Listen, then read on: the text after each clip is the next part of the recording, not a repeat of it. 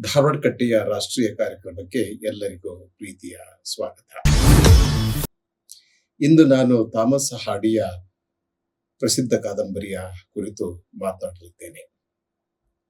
ನಮಗೆಲ್ಲ ಗೊತ್ತಿರುವಂತೆ ಟೆಸ್ of the dear ಪರ್ವಿಲ್ಲಾಸ್ Thomas ಹಾಡಿ ಬರೆದ ತುಂಬಾ ಮಹತ್ವದ ಕಾದಂಬರಿ.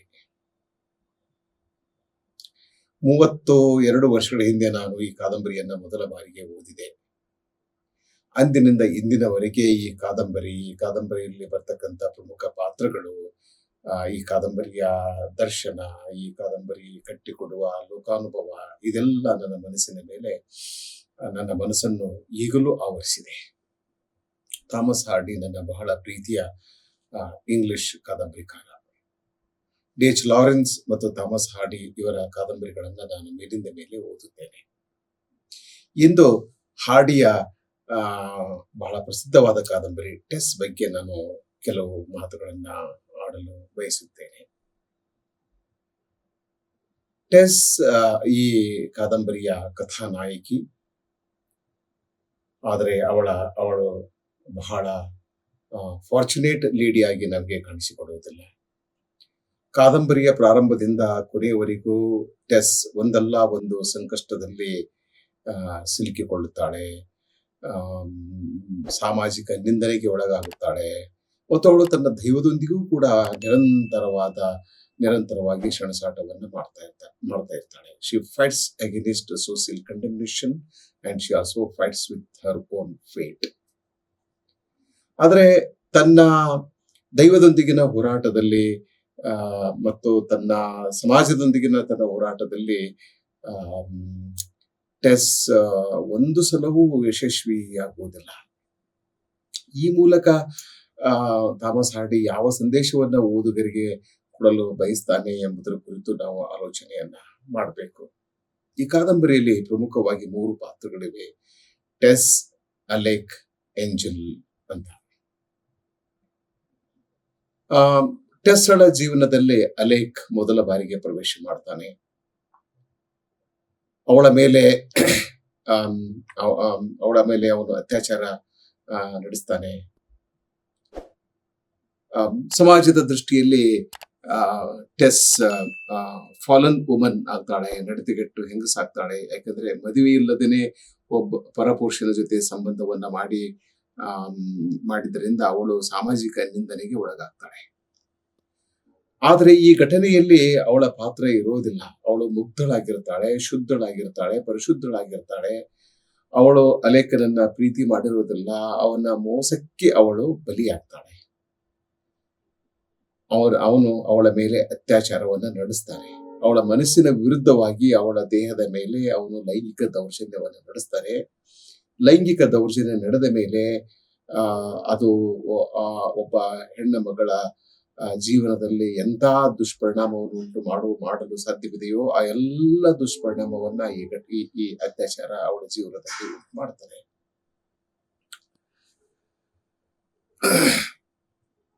ಹೀಗಾಗಿ ಅವಳು ನಡತೆಗೆಟ್ಟ ಹೆಣ್ಣು ಮಕ್ಕಳು ಎಂಬ ಹಣೆಪಟ್ಟಿಯನ್ನು ಕಟ್ಟಿಕೊಂಡು ಸಮಾಜದಲ್ಲಿ ತಿರುಗಾಡಬೇಕಾಗ್ತದೆ.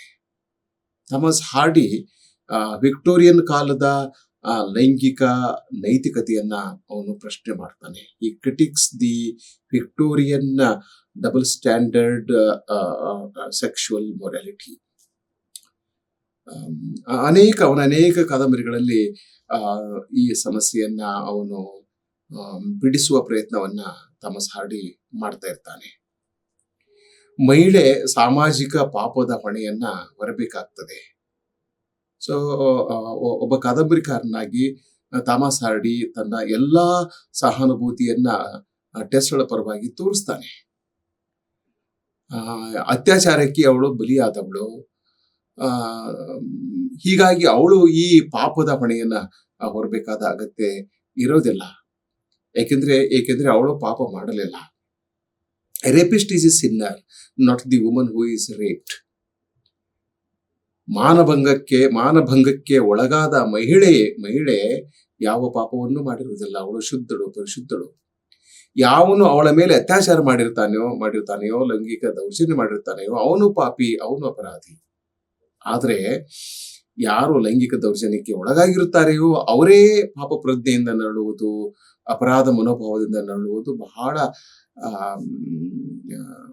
ಖೇದಕರ ಸಂಗತಿ. ಇದಕ್ಕೆ ಯಾವ ಸಮಾಜವೂ ಹೊರತಾಗಿಲ್ಲ. ಸೊ ಈ ಹಿನ್ನೆಲೆಯಲ್ಲಿ ಟೆಸ್ ನೈತಿಕವಾಗಿ ಪರಿಶುದ್ಧಳಾಗಿರ್ತಾಳೆ, ಆದರೆ ಅವಳು ಸಮಾಜದಿಂದ ಬಹಿಷ್ಕೃತಳಾಗುತ್ತಾಳೆ. ಸಾಮಾಜಿಕ ನಿಯಮಗಳು ಅವಳಿಗೆ ಅನ್ಯಾಯ ಮಾಡುತ್ತವೆ, ಅವಳ ದೈವ ಕೂಡ ಅವಳಿಗೆ ದ್ರೋಹ ಎಸಗುತ್ತದೆ. ಈಗ ಕಾದಂಬರಿಯ ಮೊದಲ ಭಾಗದಲ್ಲಿ ಈ ಘಟನೆ ಅತ್ಯಾಚಾರ ನಡೀತದೆ. ಆ ಅತ್ಯಾಚಾರದ ಫಲಶ್ರುತಿಯಾಗಿ ಟೆಸ್ ಅನೇಕ ಸಾಮಾಜಿಕ ಸಮಸ್ಯೆಗಳನ್ನ ಎದುರಿಸಬೇಕಾಗಿ ಬರ್ತದೆ. ಕಾದಂಬರಿಯ 2ನೇ ಭಾಗದಲ್ಲಿ ಅವಳ ಜೀವನದಲ್ಲಿ ಮತ್ತೊಬ್ಬ ವ್ಯಕ್ತಿ ಪ್ರವೇಶ ಮಾಡ್ತಾನೆ. ಅವನ ಹೆಸರು ಏಂಜಲ್. ನೋಡ್ರಿ, ಈ ಏಂಜಲ್ ಅನ್ನೋದು ಒಂದು ದೊಡ್ಡ ರೂಪಕವಾಗಿ ಈ ಕಾದಂಬರಿಯಲ್ಲಿ ಬೆಳೆದು ಬರುವುದಿಲ್ಲ. ಯಾಕೆಂದ್ರೆ ಅವನು ಕೂಡ ವಿಲನ್. ಅವಳ ಜೀವನದಲ್ಲಿ ಬರುವ 2ನೇ ವಿಲನ್ ಆಗ್ತಾನೆ. ಅಲೆಕ್ ಮೊದಲ ಖಳನಾಯಕನಾದರೆ ಏಂಜಲ್ 2ನೇ ಖಳನಾಯಕ. ಅವನು ನಾಯಕನಂತೆ ಅವಳ ಜೀವನವನ್ನ ಪ್ರವೇಶ ಮಾಡ್ತಾನೆ, ಆದರೆ ಕೆಲವು ದಿನಗಳಲ್ಲಿ ಅವನು ಖಳನಾಯಕನಾಗಿ ಮಾರ್ಪಾಡು ಹೊಂದ್ತಾನೆ, ಬದಲಾಗಿ ಹೋಗ್ತಾನೆ. ಏಂಜಲ್ ಅವಳ ಜೀವನವನ್ನ ಪ್ರವೇಶ ಮಾಡ್ತಾನೆ. He makes a very grand entry into the life of Tess. ಅವಳ ಕಣ್ಣಲ್ಲಿ ಕನಸು ಬಿತ್ತುತ್ತಾನೆ, ಅವಳ ಎದೆಯಲ್ಲಿ ಪ್ರೀತಿಯ ಕಾರಂಜಿ ಚಿಮ್ಮಿಸುತ್ತಾನೆ, ಅವಳನ್ನ ಲಗ್ನವಾಗುತ್ತಾನೆ. ಆದ್ರೆ ಟೆಸ್ ಬಹಳ ಮುಗ್ಧಳು, ಶುದ್ಧಳು, ಪರಿಶುದ್ಧಳು, ಮುಗ್ಧಳು. ಅವಳ ಮನಸ್ಸಿನಲ್ಲಿ ಒಂದು ಚಿಂತೆ ಕೊರಿತಾ ಇರ್ತದೆ. ಅದೇನಂದ್ರೆ, ನಾನು ಆಗಲೇ ಅಲೆಕ್ನಿಂದ ಲೈಂಗಿಕ ದೌರ್ಜನ್ಯಕ್ಕೆ ಒಳಗಾಗಿದ್ದೆ ಮತ್ತು ಅವನ ಒಂದು ಪಾಪಪಿಂಡ ನನ್ನ ಹೊಟ್ಟೆಯಲ್ಲಿ ಬೆಳೆದಿತ್ತು. ಈ ಸಂಗತಿಯನ್ನ ಮರೆಮಾಚಬಾರದು. ನನ್ನ ಕೈ ಹಿಡಿದ ಪತಿಗೆ ನನ್ನ ಬಗ್ಗೆ ಎಲ್ಲ ಸಂಗತಿಗಳನ್ನ ತಿಳಿದುಕೊಳ್ಳಬೇಕು ಎಂದುಕೊಳ್ಳುತ್ತಾಳೆ. ಹೀಗಾಗಿ ಆ ಮೊದಲನೆಯ ರಾತ್ರಿ, ಆನ್ ದ ವೆಡ್ಡಿಂಗ್ ಡೇ, ಅವಳು ತನ್ನ ಪತಿ ಎದುರು ತನ್ನ ಜೀವನದಲ್ಲಿ ನಡೆದು ಹೋದ ಈ ಕಹಿ ಘಟನೆಯನ್ನು ವಿವರವಾಗಿ ವಿವರಿಸುತ್ತಾಳೆ. ಆಗ ಅವಳ ಪತಿ ಏಂಜಲ್ ಅವಳನ್ನ ಬಿಟ್ಬಿಡ್ತಾನೆ, ಎಲ್ಲೋ ಹೊರಟು ಹೋಗ್ಬಿಡ್ತಾನೆ. ಒಂದು ಸತ್ಯವನ್ನ ಹೇಳಿದ್ದಕ್ಕಾಗಿ ಏಂಜಲ್ ಅವಳನ್ನ ಮೆಚ್ಚಿಕೊಳ್ಬೇಕಾಗಿತ್ತು, ಅವಳ ಪರಿಶುದ್ಧ ಮನಸ್ಸನ್ನು ಒಪ್ಪಿಕೊಳ್ಬೇಕಾಗಿತ್ತು ಮತ್ತು ಅವಳ ಜೀವನದಲ್ಲಿ ನಡೆದು ಹೋದ ಈ ಕಹಿ ಘಟನೆಯನ್ನ ಮರೆತು ಅವಳೊಂದಿಗೆ ಸಹಜೀವನ ನಡೆಸಬೇಕಾಗಿತ್ತು, ಅವಳೊಂದಿಗೆ ಹೆಚ್ಚು ಜವಾಬ್ದಾರಿಯಿಂದ ವರ್ತಿಸಬೇಕಾಗಿತ್ತು, ಅವಳನ್ನ ಪ್ರೀತಿಸಬೇಕಾಗಿತ್ತು, ಅವಳನ್ನ ತನ್ನ ಮನದನ್ನೆಯನ್ನಾಗಿ ಮಾಡಿಕೊಳ್ಳಬೇಕಾಗಿತ್ತು. ಆದರೆ ಏಂಜಲ್ ಇದ್ಯಾವುದನ್ನು ಮಾಡುವುದಿಲ್ಲ. ಅವಳಿಗೆ ಹೇಳದೆ ಕೇಳದೆ ಬಿಟ್ಟು ಎಲ್ಲೋ ಹೊರಟು ಹೋಗ್ಬಿಡ್ತಾನೆ.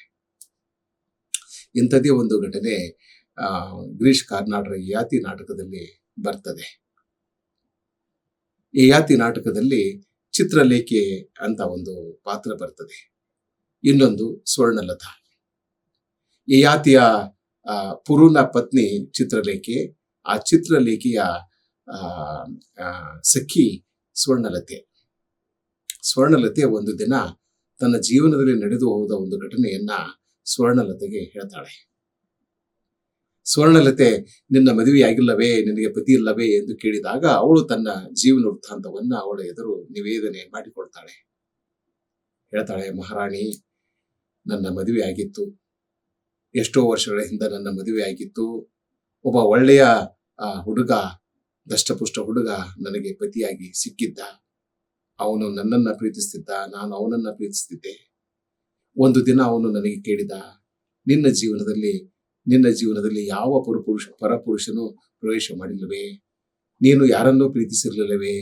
ನೀನು ಯಾರೊಂದಿಗೂ ನಿನ್ನ ಮೈಯನ್ನು ಹಂಚಿಕೊಂಡಿರ್ಲಿಲ್ಲವೇ?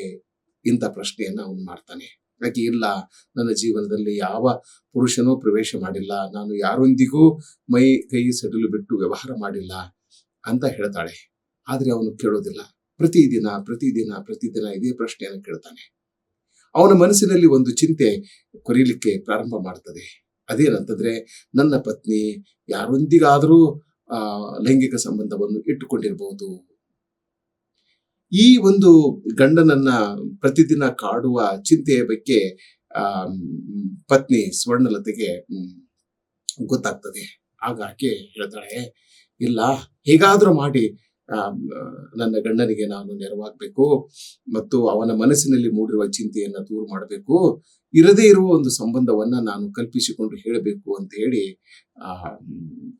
ಸ್ವರ್ಣಲತಾ ತನ್ನ ಪತಿ ಹೇಳ್ತಾಳೆ, ಸ್ವಾಮಿ, ನಿಜ, ನನ್ನ ಜೀವನದಲ್ಲಿ ಒಬ್ಬ ವ್ಯಕ್ತಿ ಬಂದಿದ್ದ, ಅವನೊಂದಿಗೆ ಅವನನ್ನು ನಾನು ಪ್ರೀತಿಸಿದ್ದೆ, ಅವನಿಗೆ ನನ್ನ ದೇಹವನ್ನು ನಾನು ಹಂಚಿಕೊಂಡೆ ಎಂಬ ಅರ್ಥದಲ್ಲಿ ಅವಳು ಹೇಳ್ತಾಳೆ.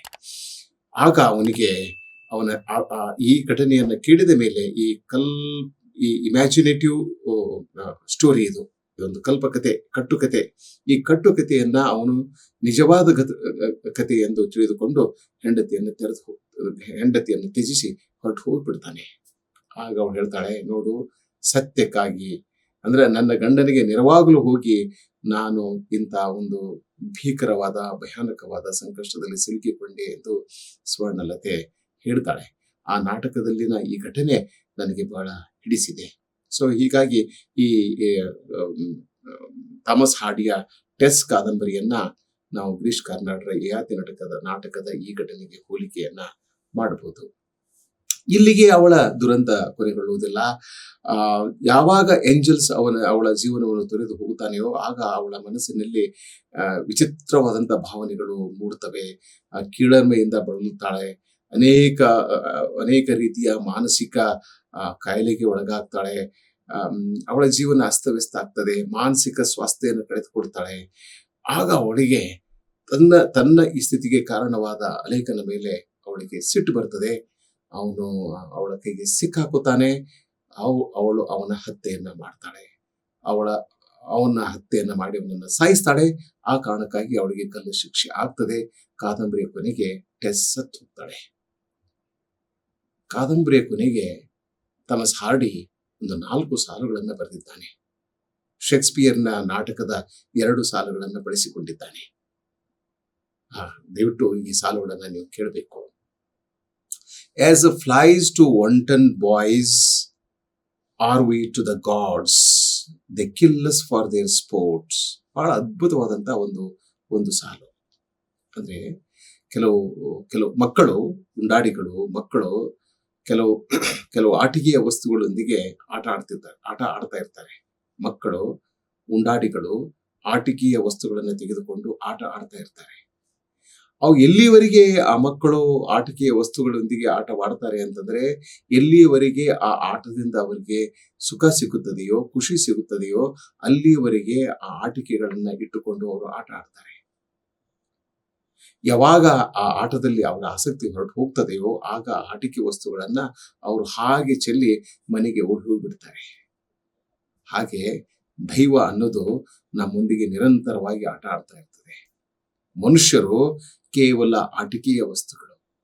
ಆಟ ಆಡುವುದು ಆ ದೈವ, ಹಣೆ ಬರಹ, ಫೇಟ್. ಈ ಒಂದು ಸಾಲನ್ನ ನಾವು ಇಲ್ಲಿ ನೋಡ್ತೇವೆ. ಕೊನೆಗೆ ಕಾದಂಬರಿ ಕೊನೆಯಾಗುವುದು ಈ 2 ಸಾಲುಗಳಿಂದ. ಜಸ್ಟಿಸ್ ವಾಸ್ ಡನ್, ನ್ಯಾಯ ನೀಡಲಾಯಿತು. ಯಾವ ನ್ಯಾಯ? ಇದೊಂದು ದೊಡ್ಡ ಪ್ರಶ್ನೆ, ಇದೊಂದು ನೈತಿಕವಾದ ಪ್ರಶ್ನೆ. ಏನು ಅಲೇಖನನ್ನ ಟೆಸ್ ಕೊಂದದ್ದು ನ್ಯಾಯವೋ, ಅಥವಾ ಆ ಕಾರಣಕ್ಕಾಗಿ ಅವಳು ಗಲ್ಲು ಶಿಕ್ಷೆಗೆ ಗುರಿಯಾಗುವುದು ನ್ಯಾಯವೋ? ಆದ್ರೆ ಹಾರ್ಡಿ ಹೇಳ್ತಾನೆ, ಜಸ್ಟಿಸ್ ವಾಸ್ ಡನ್. ಮುಂದೆ ಅಂಡ್ ದಿ ಪ್ರೆಸಿಡೆಂಟ್ ಆಫ್ ಇಮ್ಮೋರ್ಟಲ್ಸ್, ದೇವರು, ಅವನು ಯಾರ ಅಧ್ಯಕ್ಷ ಅಂತಂದ್ರೆ ಈ ಇಮ್ಮೋರ್ಟಲ್ಸ್, ಶಾಶ್ವತವಾಗಿರತಕ್ಕಂಥ ದೇವತೆಗಳ ಅಧಿದೇವತೆ ಅಧ್ಯಕ್ಷ ಅವನು. The president of immortals in Aeschylean phrase had ended his sport with Tess ಅಂತ ಹೇಳ್ತಾನೆ. ದೇವರು, ಅಧಿದೇವತೆ ಕೊನೆಗೆ ಟೆಸ್ಸಳ ಜೀವನದೊಂದಿಗಿನ ತನ್ನ ಆಟವನ್ನು ನಿಲ್ಲಿಸಿದ. ಈ ಸಾಲಿನೊಂದಿಗೆ ಈ ಕಾದಂಬರಿ ಮುಕ್ತಾಯ ಆಗ್ತದೆ. ಈ ಥಾಮಸ್ ಹಾರ್ಡಿಯ ಈ ಕಾದಂಬರಿ ನಮ್ಮ ಮುಂದೆ ಅನೇಕ ಸವಾಲುಗಳನ್ನ ತಂದು ನಿಲ್ಲಿಸ್ತದೆ. ಹಣೆ ಬರಹದ ಬಗ್ಗೆ, ದೈವದ ಬಗ್ಗೆ, ದೇವರ ಬಗ್ಗೆ, ಸಮಾಜದ ಬಗ್ಗೆ, ಅನೇಕ ಪ್ರಶ್ನೆಗಳನ್ನ ನಮ್ಮ ಮನಸ್ಸಿನಲ್ಲಿ ಹುಟ್ಟುಹಾಕ್ತದೆ. ಮತ್ತು ನಮ್ಮ ಮನಸ್ಸಿನಲ್ಲಿ ಹುಟ್ಟುವ ಅನೇಕ ಪ್ರಶ್ನೆಗಳಿಗೆ ಉತ್ತರ ತಮಸಾಡಿ ನಿಖರವಾದ ಉತ್ತರವನ್ನ ಕೊಡುವುದೇ ಇಲ್ಲ. ಯಾಕೆಂದ್ರೆ ಅವನು ಎಲ್ಲವನ್ನು ದೈವಕ್ಕೆ ಬಿಟ್ಬಿಡ್ತಾನೆ. ಒಂದು ಮನುಷ್ಯ ದೈವದ ಕೈಗೊಂಬೆಯಾಗಿದ್ದಾನೆ. ದೈವ ಆಡಿಸಿದಂತೆ ಅವನು ಆಡುತ್ತಾನೆ. ಅವನಿಗೆ ತನ್ನದೇ ಆದಂತಹ ಸ್ವತಂತ್ರ ವ್ಯಕ್ತಿತ್ವವಿಲ್ಲ. ತನ್ನ ಜೀವನದಲ್ಲಿ ನಡೆಯುವ ಘಟನೆಗಳ ಮೇಲೆ ಅವನಿಗೆ ನಿಯಂತ್ರಣವಿಲ್ಲ. ಅವನ ಸಾಮರ್ಥ್ಯವನ್ನ ಮೀರಿ, ಅವನ ಊಹೆ ಮೀರಿ, ಕಲ್ಪನೆ ಮೀರಿ ಘಟನೆಗಳು ಜರುಗ್ತವೆ. ಆದರೆ ಆ ಘಟನೆಗಳಿಂದ ಅವನು ತೀವ್ರವಾದ ಮಾನಸಿಕ ಆಘಾತಕ್ಕೆ ಒಳಗಾಗಬೇಕಾಗ್ತದೆ. ಅನೇಕ ಸಂಕಷ್ಟಗಳಿಗೆ ಗುರಿ ಆಗ್ಬೇಕಾಗ್ತದೆ. ಆದರೆ ನನ್ನನ್ನು ಕಾಡುವ ಮುಖ್ಯವಾದ ಪ್ರಶ್ನೆ ಏನಂತಂದ್ರೆ, ಇದರಿಂದ ಬಿಡುಗಡೆ ಇದೆಯೇ? ದೈವದಿಂದ ಬಿಡುಗಡೆ ಇದೆಯೇ? ಸಮಾಜದಿಂದ ಬಿಡುಗಡೆ ಇದೆಯೇ? ಈ ಸಮಸ್ಯೆಗಳಿಂದ ಬಿಡುಗಡೆ ಇದೆಯೇ? ಎಲ್ಲರಿಗೂ ನಮಸ್ಕಾರ.